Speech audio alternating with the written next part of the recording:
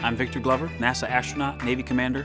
I'm Dr. Shannon Walker, NASA astronaut. My name is Soichi Noguchi from Japan. Hi, I'm Colonel Mike Hopkins, United States Air Force and NASA astronaut. I will be the commander on NASA and SpaceX's Crew 1 mission to the International Space Station.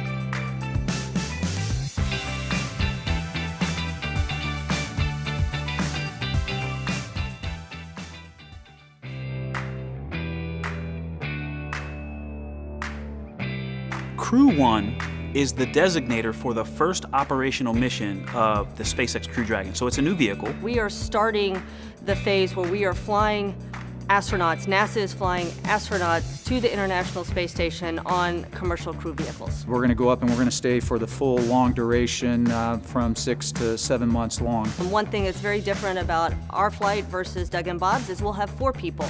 How do 4 people live and operate on such a vehicle? We want to get our Crew Dragon spacecraft to the space station and home safely. Flying the spaceship is one piece. There's also the very important mission of being on the International Space Station. And of course, once I arrive on the space station, I'll be a board engineer and do lots of science and maintenance and spacewalks, robotics, all kinds of work. And then at the end of our mission, our stay on ISS, I'll command the vehicle and bring us back home and land, and then at that point it's all done. Well, actually, it's not all done. Once you get back from the mission, you have a long post-flight period.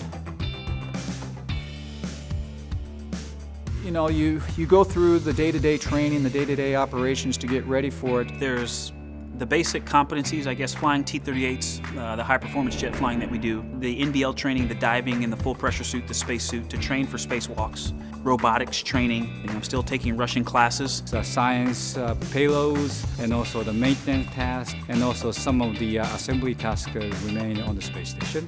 How to handle emergencies on the space station to how you fly the Crew Dragon spacecraft. We've been going out to SpaceX and working with them from a training standpoint as well as from a development and verification and testing standpoint. Also, in many ways, having trained in spacecraft and for spaceflight all over the world, training is training, and it's all about the same. You start off with theoretical work and then you move into the practical inside your spacecraft.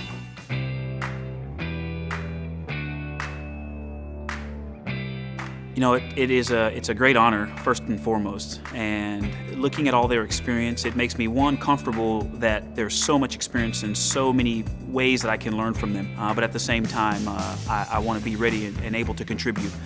My kids, my wife have said, "You don't go to work anymore, do you?" It's like you go and just play all day, and that's what it feels like when you come here to JSC and you get to train. And it's much more serious than that, right? It has real consequences. But at the same time, you know, I just absolutely love it. To be able to fly a new spacecraft to our home of almost 2 decades in low Earth orbit is just an amazing accomplishment. Americans really should be proud of this achievement. But for the rest of the 7.4 billion people, I will open the door for you. This is an international corporation, and all the other people around the world have a chance to ride on this Crew Dragon. So this is a new era. I think it is just tremendously exciting and fascinating to know that kids are growing up today that have always had people living in space and always had the countries working together for science and engineering objectives. All for one, Crew 1 for all.